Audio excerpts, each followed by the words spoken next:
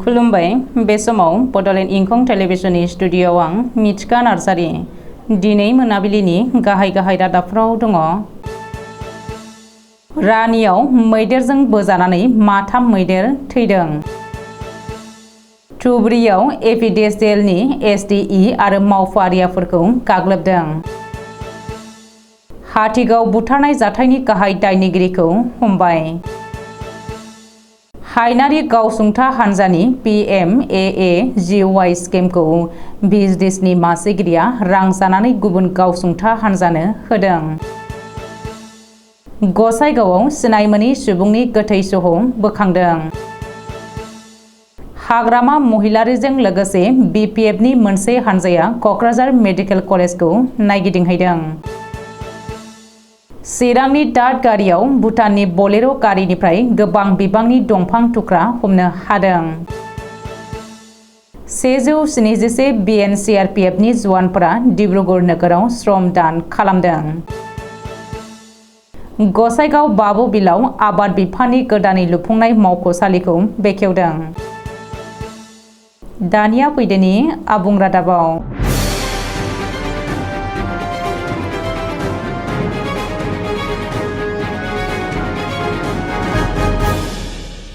गुवाहाटी नोगोरमानिनो साखाथियाव थानाय रानियाव मोनसे दुखुनांथाव जाथाय मोब्लिबजों बोजानानै माथाम मैदेर थैदों। दिनै जादों बे दुखुनांथाव जाथाया।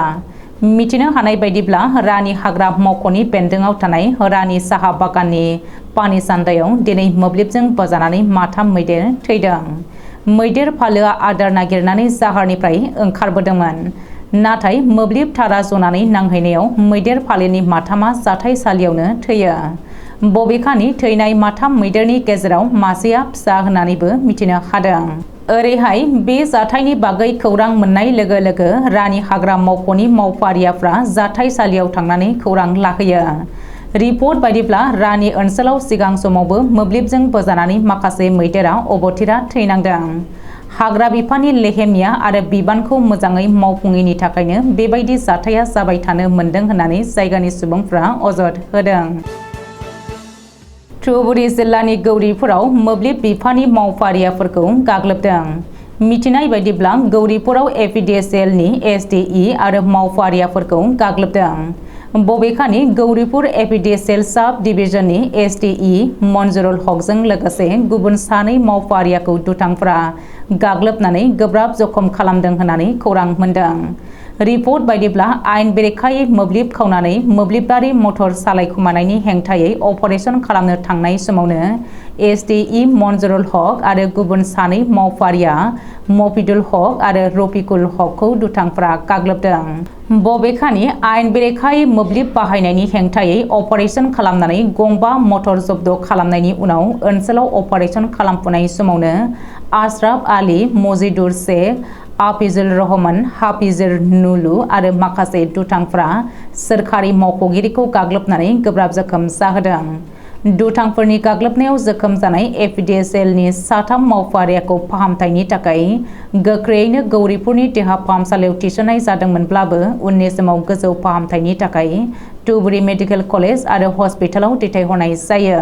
बबेखानि बे जाथायनि हेंथायै जायगानि सुबुंफोरा गौरीपुर थानायाव एजाहार होनायनि उनाव पुलिस बिफाना जाथायसालियाव थांनानै बेनि बागै नायबिजिरहैदों। ओरैहाय आसाम स्टेट पावार वार्कार इउनियना हरनि समावनो धरना हाबाफारि लानानै बे जाथायखौ गोख्रों रावजों सोंखारिदों आरो दायनिगिरिखौ थाबैनो हमनानै गोख्रों साजा होनो थाखाय दाबि दैखांदों।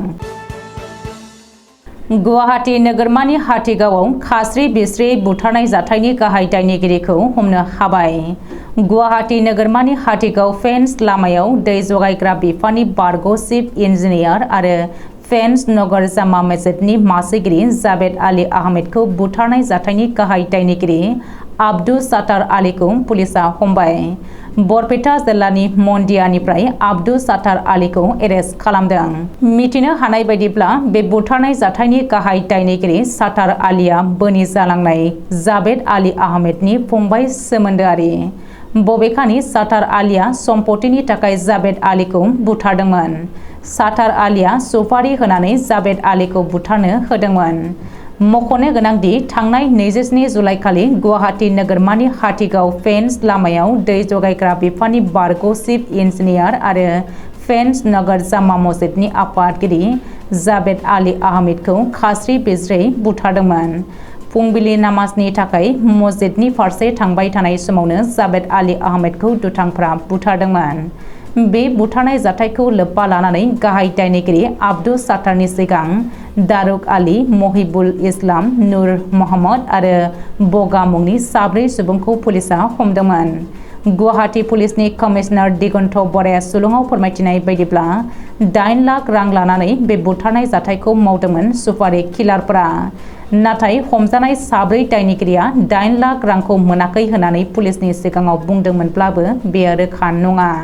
बबेखानि जावेद आली आहमेदा बरपेटा जिल्लानि मन्दियायाव माखासे सम्पथिफोर दङ आरो बे सम्पथिनि रानलायनायखौ लानानैनो बेबायदि खास्रि बिस्रि बुथारनाय जाथाया जादों होननानै सन्देह खालामनाय जादों। हायनारि गावसुंथा हान्जानि PMAAGY स्किमखौ बिजनेसनि मासिगिरिया रां जानानै गुबुन गावसुंथा हान्जानो होनायनि गोख्रों अजद। मख'नो गोनांदि क'क्राझार जिल्लानि गसाइगाव महकुमानि सिङाव थानाय नर्थ गंगिया PSDCआव BTR सरकारा PMAAGY मुंनि मोनसे स्किम हरदोंमोन। बे बिथांखिनि थाखाय नर्थ गंगिया PSDCआव गासै गुबुन गुबुन मोन 42 सेल्फ हेल्प ग्रुप एबा गावसुंथा हान्जाफोरखौ सायख'दोंमोन। नाथाय ब्लक आरो BSDCनि माखासे दैदेनगिरिफ्रा मोन 42 गावसुंथा हान्जाफोरखौ लानानै लटारि गेलेनाय जादोंमोन आरो बे लटारियाव हायनारि गावसुंथा हान्जाया लटारियाव देरहानो हादोंमोन। नाथाय दुखुनांथाव बाथ्राया बेसोदि लटारियाव देरहाखांनायनि उनावबो गामिया रिजार्भ जानायनि जुनै नोंसोर मावनो हानाय नङा बायदि बुंनानै गावसुंथा हान्जानो बे बिथांखिखौ होदों आरो फरेस्ट भिलेजखौ लानानै BSDCनि मासिगिरिया राजखान्थि खालामदों होननानै अजद होनानै खुद्रिसारदों। बेजों लोगोसे BSDCनि मासिगिरिखौ बोख्लायनांगौ होननानै हायनारि गावसुंथा हान्जानि सोद्रोमाफ्रा BTRनि गाहाय प्रमद बर'निसिम दाबि दैखांहरदों। गसाइगावआव सिनाय मोनै सुबुंनि गोथै सह बोखांदों। गसाइगाव नोगोरनि सोनाब फारसे 3 किल'मिटारसो जानथायाव थानाय तेलिपारानि 31 नं राजा लामा साखाथियाव सासे सिनाय मोनै सुबुंनि गोथै सह बोखांनो हादों। बबेखानि गोथै सह बोखांनो हानाय सुबुंखौ थांनाय हराव सोरबा सिनाय मोनै दुथाङा बुथारनानै गालांदों होननानै सन्देह खालामदों जायगानि सुबुंफ्रा।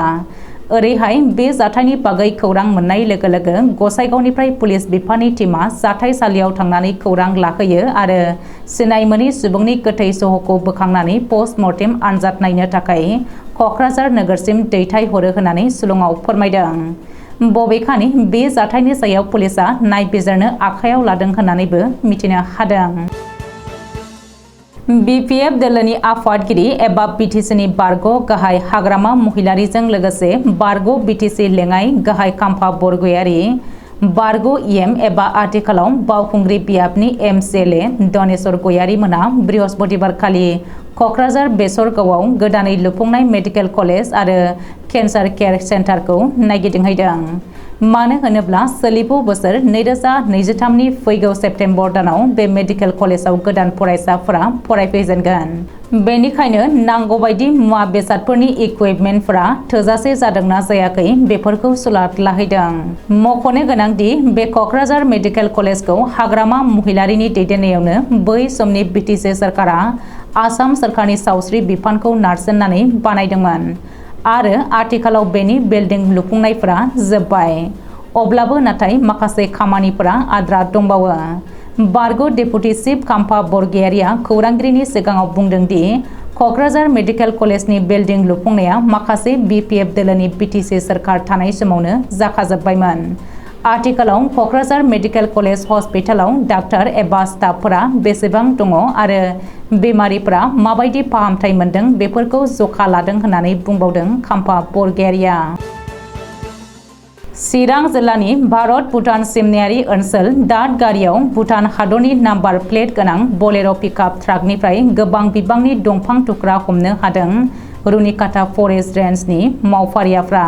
भुटाननि Bolero pickup truck number BP1D1618 नम्बराव लडिं थानाय दंफां थुख्राजों लोगोसे सानै भुटाननि नोगोरारि फारियै भीम बाहादुर राय 30 बोसोर आरो राजेन बाहादुर राय 28 बोसोरखौ हाग्रा बिफाना एरेस्ट खालामो। हमनानै मोननाय दंफांनि बेसेना 2 लाख रां जाहैगोन होननानै हाग्रा बिफाना मिथिहोदों। आथिखालाव दंफां थुख्रा लडिं थानाय बोलेरो पिकआप ट्राकखौ चिरां जिल्लानि सदर काजलगाव DFO मावख'आव लाबोनाय जाबाय। लोगोसेनो हमनानै मोननाय सानै भुटाननि नोगोरारिखौबो आयेन बायदियै जोबथेसालियाव दैथायहरबाय होननानै मिथिहोदों। 171 BNCRPF नि 20थि गायसन सानखौ लोब्बा लाखिनानै बेटालियननि गासै थाखोनि जवानफ्रा बृहस्पतिबारखालि डिब्रुगड़ नोगोरनि जिल्ला बेंगिरिनि मावख' मोखाङाव थानाय चिल्ड्रेन पार्कआव श्रमदान खालामदों आरो स्वच्छ भारत अभियानखौ फोथांनानै रायजो राजानि गोसोखौ बोनो हादों। डिब्रुगड़ रेन्जनि CRPF DIG राजीव रंजननि दैदेननायाव गासै अफिसार SOs, NGOs आरो जवानफोरा बे श्रमदान हाबाफारियाव बाहागो लादोंमोन। मख'नो गोनांदि 9 साननि बे हाबाफारियाव बुधबार खालि 171 BNCRPF नि कमान्डेन्ट समीर कुमार श्रीवास्तवनि दैदेननायाव बाइक रेलीबो लानाय जादोंमोन आरो दासिमाव 171 BNCRPF आ गासै 81,000 बिफां फुलिबो गायनाय जाबाय होननानै फोरमायथिदों। गसाइगाव बाबु बिलाव आबाद बिफाननि गोदानै लुफुंनाय मावख'सालि बेखेवदों। गसाइगाव सोहोरनि सिङाव थानाय बाबु बिलाव गोदानै लुफुंनाय गसाइगाव महकुमा आबाद बिफाननि मावख'सालि बेखेवदों। गोदानै लुफुंजानाय मावख'सालिखौ बेखेवदों बिटिआरनि आबाद बिफाननि EM कनसियाम दास बिथाङा। दिनै मोनाबिलिनि रादाबा एसेनोसै। गोजोन्थों।